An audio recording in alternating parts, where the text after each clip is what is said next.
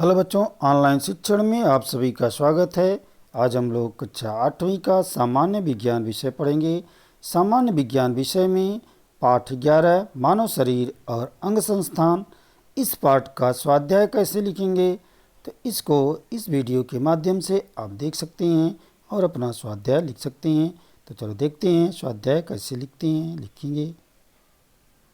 स्वाध्याय में पहला प्रश्न है, प्रश्न 1, मेरा जोड़ीदार खोजो। यहाँ पे आपके पुस्तक में ऐसा प्रश्न दिया गया है। समूह अ, समूह ब में 1 2 3 4 समूह अ में दिया गया है। 1 हृदय के स्पंदन, 2 आरबीसी, नंबर 3 डब्ल्यूबीसी, नंबर 4 रक्तदान, नंबर 5 निरोगी व्यक्ति के शरीर का तापमान, नंबर 6 ऑक्सीजन युक्त रक्त का पीएच मान। समूह ब में अ है 350 मिलीलीटर, आ है 7.4, ई है 37.सी डिग्री सेल्सियस और ई है 72, ऊ है 50 से 60 लाख प्रति घन मिलीलीटर, ऊ है 5,000 से 10,000 प्रति घन मिलीलीटर। ये प्रश्न है, इसका उत्तर आप जो है अ का उसी तरह लिख देंगे। ब में से सही जो उत्तर है उसके सामने लिख देंगे। तो इस तरह से आप इसको लिख सकते हैं। उत्तर आपके सामने है। हृदय के स्पंदन का उत्तर होगा 72 प्रति मिनट। दूसरा जो आरबीसी है इसका उत्तर होगा 5 लाख से 60 लाख प्रति घन मिलीलीटर। नंबर 3 है डब्ल्यूसी, ये 5,000 से 10,000 प्रति घन मिलीलीटर हो जाएगा इसका उत्तर। चौथा है रक्तदान, इसका हो जाएगा 350 मिलीलीटर। पाँचवा है निरोगी व्यक्ति के शरीर का तापमान, इसका हो जाएगा 37 डिग्री सेल्सियस। छठा है ऑक्सीजन युक्त रक्त का पीएच मान, इसका उत्तर हो जाएगा 7.4। ये सारे उत्तर आपकी पुस्तक में यानी प्रश्न में दिए हैं। तो सही उत्तर क्या है आप इसको देख करके अपनी नोटबुक में लिख सकते हैं। अगला प्रश्न है, निम्नलिखित सारणी को पूर्ण करो। यानी यहाँ पे अंग संस्थान, अंग और कार्य दिए गए हैं। तो श्वसन संस्थान पहला है, दूसरा है रक्त परिसंचरण संस्थान। इनका जो है इसमें कौन कौन से अंग आते हैं और उनकी कार्य क्या है तो इसको लिखना है। तो चलो देखते हैं। अंग संस्थान में पहला है श्वसन संस्थान के बारे में लिखे हैं। अंग, इसमें कौन कौन से अंग आते हैं, उनके कार्य क्या है। पहला अंग है नाक। नाक, इसका कार्य है अंतः श्वसन तथा बहिश्वसन स्थान के लिए उपयोगी। जब नाक से सांस ली जाती है तब हवा छानी जाती है। तत्पश्चात छानने की क्रिया के समय हवा थोड़ी गर्म हो जाती है। इसका अगला अंग है ग्रसनी। भोजन तथा हवा के लिए सामान्य मार्ग है। श्वसन नलिका तथा ग्रास नाल का आरंभ यहाँ से होता है। श्वसन नलिका, इसका अगला अंग है। फेफड़े में हवा ले जाती है। फेफड़े में हवा ले जाती है, आगे 2 श्वसन नलिका में विभाजित हो जाती है। फेफड़ा क्या है, अगला अंग फेफड़ा है। श्वसन के समय गैसों के आदान प्रदान के लिए स्थान प्रदान करता है। वायुकुपिका ऑक्सीजन अंदर लेकर तथा कार्बन डाइऑक्साइड बाहर निकालकर वास्तविक गैसीय आदान प्रदान करता है। श्वासपटल, श्वासपटल संकुचन तथा शिथिलन के द्वारा श्वसन की प्रक्रिया को संभव बनाता है। इस तरह से अगला देखेंगे जो हमारा अंग संस्थान है रक्त परिसंचरण संस्थान। इसमें कौन कौन से अंग आते हैं। इससे पहला है हृदय। हृदय मांसपेशी पंप जो कि संपूर्ण शरीर में रक्त को प्रवाहित करता है। अगला है इसमें धमनी, शरीर से हृदय के अन्य अंगों तक रक्त का वहन करती है। फुफ्फुसी धमनी को छोड़कर अन्य सभी धमनियां प्रत्येक कोशिका को ऑक्सीकृत रक्त की आपूर्ति करती हैं। सिरा जो है ये इसका कार्य क्या है, शरीर के अन्य अंगों से हृदय की ओर रक्त का वहन करती है। फुफ्फुसी सिरा को छोड़कर अन्य सभी सिराएं शरीर की प्रत्येक कोशिका से अनाक्सीकृत रक्त को हृदय में पहुंचाती हैं। केशवाहिनी, केशिका प्रत्येक महत्वपूर्ण अत्यावश्यक अंगों में केशवाहिनियों का संजाल होता है। ऑक्सीजन, पोषक द्रव्य, हार्मोन, संप्रेरक, जीवन सत्व इत्यादि का आदान प्रदान केशवाहिनियों की भित्ति में से होता है। इस प्रकार के उपयोगी पदार्थ केशिकाओं की ओर भेजे जाते हैं तथा अपशिष्ट पदार्थ को कोशिकाओं से बाहर निकाला जाता है। अगला प्रश्न है, स्वच्छ एवं नामांकित आकृतियां बनाओ। पहला है श्वसन संस्थान, दूसरा है यानी हृदय की आंतरिक संरचना। उत्तर इसमें आप जो है यहाँ पर पहले श्वसन संस्थान की आकृति आप देख सकती हैं। इस तरह से आप जो है श्वसन संस्थान की आकृति देख कर के बना सकती हैं। और यहाँ पर कौन से पार्ट को का नाम क्या है वह भी आपको लिखा गया दिख रहा है। पहले ऊपर जो है नाक के पास में नासा छिद्र है, उसके नीचे श्वसन नलिका है, उसके नीचे फेफड़े हैं। बाईं तरफ दाहिनी तरफ ग्रसनी जो है आपको दिखाई गई है, स्वर यंत्र है उसके नीचे दे आएंगे श्वसन नलिका है, फिर वायु कोश है, फिर श्वास पटल नीचे की साइड में है।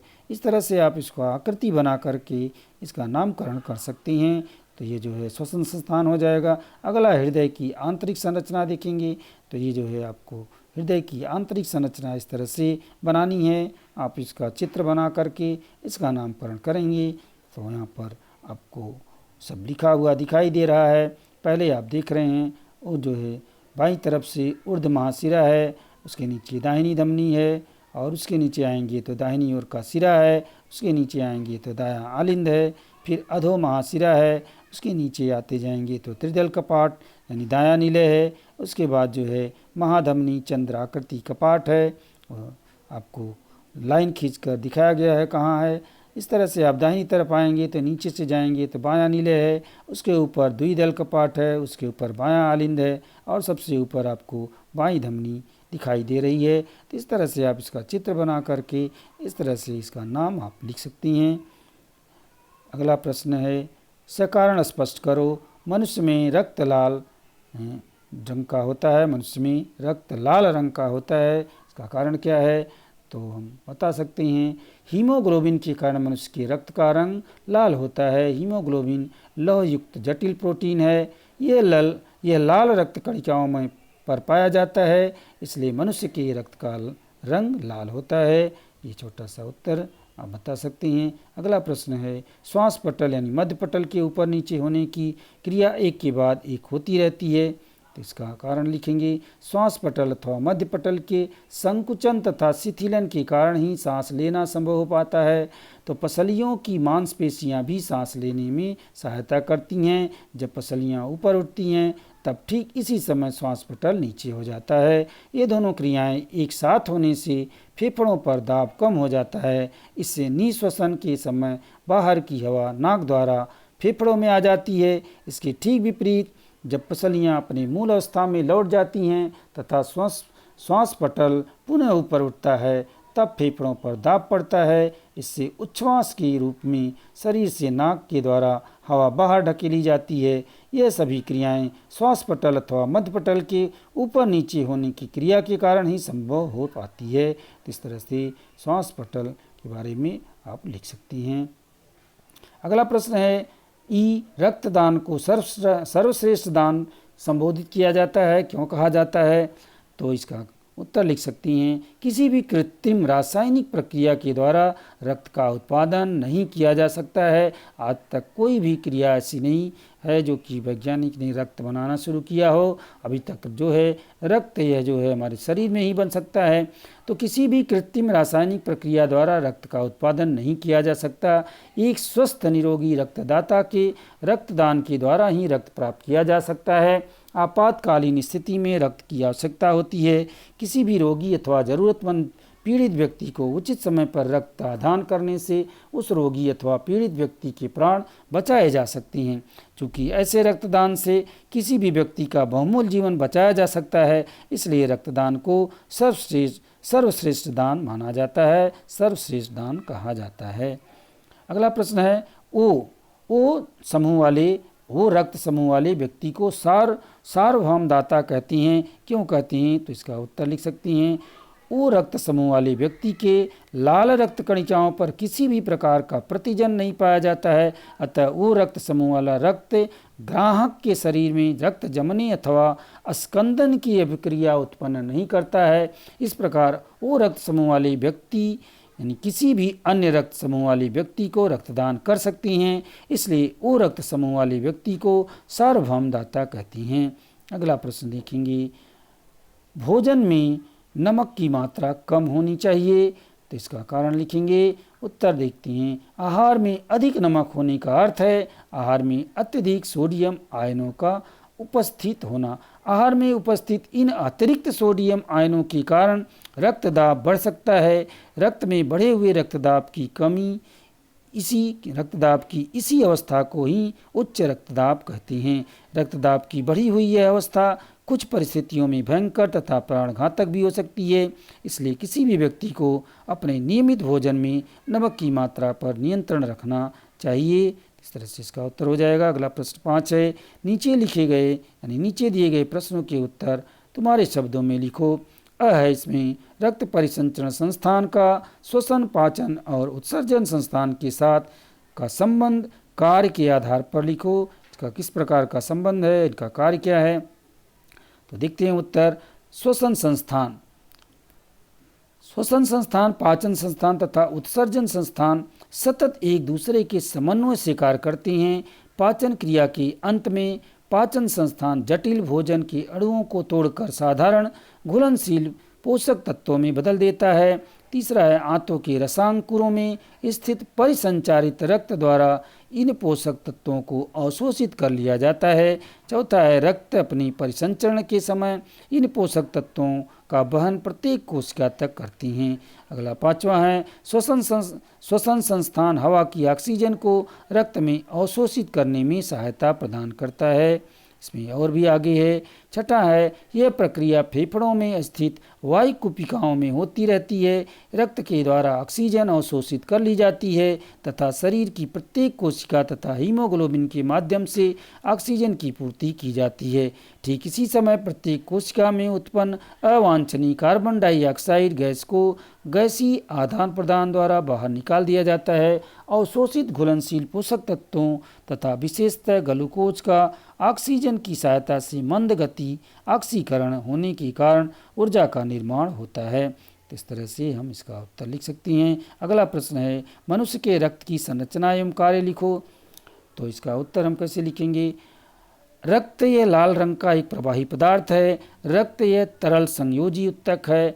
ऑक्सीकृत रक्त का रंग गहरा लाल होता है और स्वाद नमकीन होता है तथा पीएच मान 7.4 होता है। और रक्त के दो प्रमुख घटक होते हैं। रक्त दो प्रमुख घटकों से बना होता है।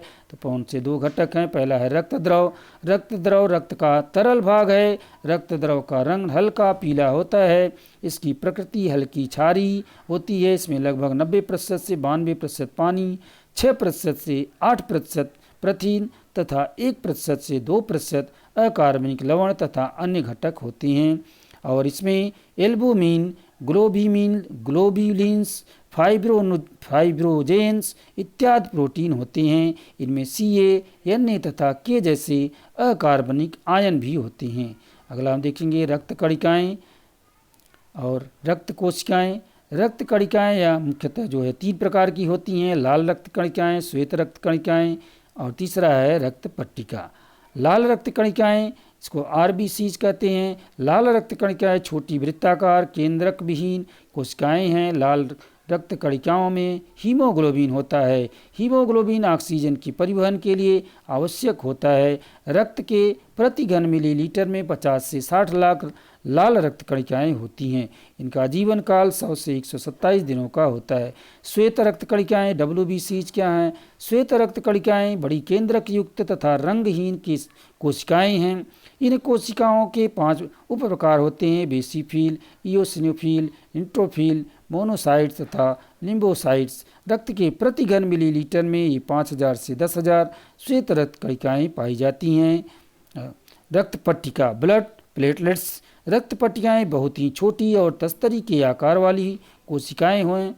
रक्त के 1 घन मिलीलीटर में लगभग 2.5 लाख से 4 लाख रक्त पट्टिकाएं होती हैं। तो इस तरह से इसका हम उत्तर लिख सकते हैं। अगला है इसमें मानवीय रक्त के कार्य। इसके कार्य क्या हैं? तो पहला है परिवहन के कार्य। परिवहन में रक्त क्या क्या करता है? गैस। पहला गैस, फेफड़ों में स्थित ऑक्सीजन रक्त के द्वारा शरीर के सभी भागों की कोशिकाओं तक प्रवाहित किया जाता है। इसी प्रकार उत्तकों से CO2 यानी कार्बन डाइऑक्साइड फेफड़ों में लाया जाता है। अगला है बी पोषक तत्व। आहार नाल की भित्ति में से रक्त द्वारा साधारण पोषक तत्व जैसे ग्लूकोज, अमीनो अम्ल, वसायुक्त अम्ल इत्यादि लिए जाते हैं तथा रक्त द्वारा इन पोषक तत्वों को शरीर की प्रत्येक कोशिका तक पहुंचाया जाता है। अगला है अपशिष्ट पदार्थ उत्तक, यूरिया, अमोनिया, क्रिएटिनिन नामक नाइट्रोजन युक्त अपशिष्ट पदार्थों को रक्त में मुक्त करते हैं तथा रक्त इन पदार्थों का वहन उत्सर्जन के लिए वृक्क में करता है। प्रकीर्ण तथा संप्रेरक रक्त प्रकीर्णों तथा संप्रेरकों का परिवहन उनके स्राव के स्थान से उनके अभिक्रिया वाले स्थान तक करता है। संरक्षण रक्त में प्रतिरक्षी निर्मित होते हैं। ये प्रतिरक्षी सूक्ष्मजीवों तथा अन्य हानिकारक कणों से शरीर का संरक्षण करते हैं। तापमान नियमन शरीर का तापमान वाहिनी विस्फारण तथा वाहिका संकीर्ण के कारण 37 डिग्री सेल्सियस पर स्थिर बना रहता है।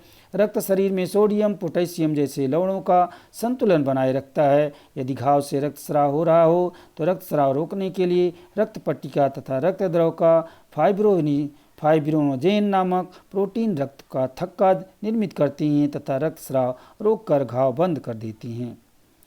रक्त कणिकाओं के कार्य इसमें जो है इनकी पहला है लाल रक्त कणिकाएँ। लाल रक्त कणिकाएँ हीमोग्लोबिन की सहायता से श्वसन से संबंधित गैसों का परिवहन करती हैं। श्वेत रक्त कणिकाएँ शरीर के सैनिक हैं। ये रक्त कणिकाएँ प्रतिरक्षी का उत्पादन करती हैं तथा शरीर को रोग प्रतिरोधक क्षमता प्रदान करती हैं। रक्त पट्टिकाएँ रक्त का थक्का बनाने में सहायता करती हैं। इस तरह से इसका उत्तर लिख सकते हैं। अगला है रक्तदान का महत्व एवं आवश्यकता स्पष्ट करो। रक्त को कभी भी कृत्रिम रूप से संश्लेषित नहीं किया जा सकता। प्राकृतिक रक्त का कोई पर्याय उपलब्ध नहीं है।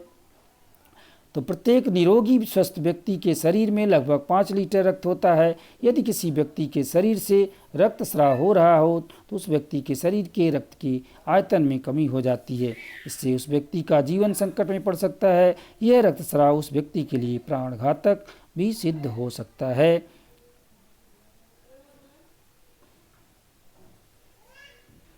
अगला प्रश्न है अंतर स्पष्ट करो। धमनियाँ और शिराएँ, इनका क्या अंतर है? धमनियों और शिराओं में एक तरफ धमनियाँ लिखी हैं, दूसरी तरफ शिराएँ हैं। तो धमनियाँ पहले देखते हैं। पहला है धमनियाँ हृदय से शरीर के ऊतकों तक रक्त का वहन करती हैं। धमनियाँ शरीर के भीतर गहराई में स्थित होती हैं। धमनियों की भित्ति मोटी होती है। धमनियों में कपाट नहीं होते हैं। पांचवा, धमनियों की मोटी पेशी अस्तर होने के कारण रक्त प्रवाह रुकने पर धमनियाँ सामान्यतः खुली ही रहती हैं। छठा है फुसफुसी धमनी के अतिरिक्त सभी धमनियाँ ऑक्सीकृत रक्त का वहन करती हैं।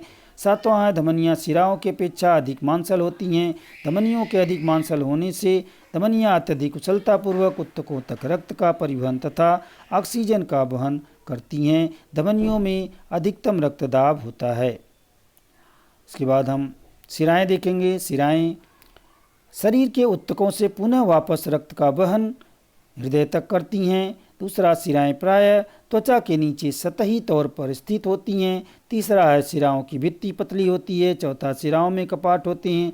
पांचवा, शिरा के भीतर रक्त प्रवाह के रुकते ही शिराएँ नष्ट हो जाती हैं। छठा है फुसफुसी शिरा के अतिरिक्त सभी शिराएँ ऑक्सीकृत रक्त का वहन करती हैं। फुसफुसी शिरा के अतिरिक्त सभी शिराएँ अनॉक्सीकृत रक्त का वहन करती हैं। सातवां है शिराएँ धमनियों की अपेक्षा कम मांसल होती हैं, परंतु शिराओं में कपाट होने से रक्त का प्रवाह प्रायः हृदय की ओर सीधी दिशा में होता रहता है। शिराओं में न्यूनतम रक्तदाब होता है। बाह्य श्वसन और आंतरिक श्वसन में अंतर देखेंगे। बाह्य श्वसन एक तरफ, दूसरी तरफ अंतर श्वसन है। तो बाह्य श्वसन देखते हैं। पहला, बाहर से शरीर के भीतर हवा लेने तथा शरीर के भीतर से बाहर हवा निकालने की प्रक्रिया को बाह्य श्वसन कहते हैं। दूसरा है कोशिकाओं तथा बाह्य वातावरण के मध्य बाह्य श्वसन होता है। तीसरा है बाह्य श्वसन में निःश्वसन तथा उच्छ्वसन की प्रक्रिया का समावेश होता है। आंतरिक श्वसन कोशिकाओं तथा उत्तक द्रव के मध्य होने वाले गैसों के आदान प्रदान की प्रक्रिया को अंतः श्वसन कहते हैं। दूसरा है आंतरिक श्वसन केवल शरीर की कोशिकाओं में ही होता है। तीसरा है आंतरिक श्वसन में रक्त की ऑक्सीजन उत्तक द्रव में विसरित होती है, जबकि उत्तकों द्वारा मुक्त CO2 रक्त में विसारित होती है।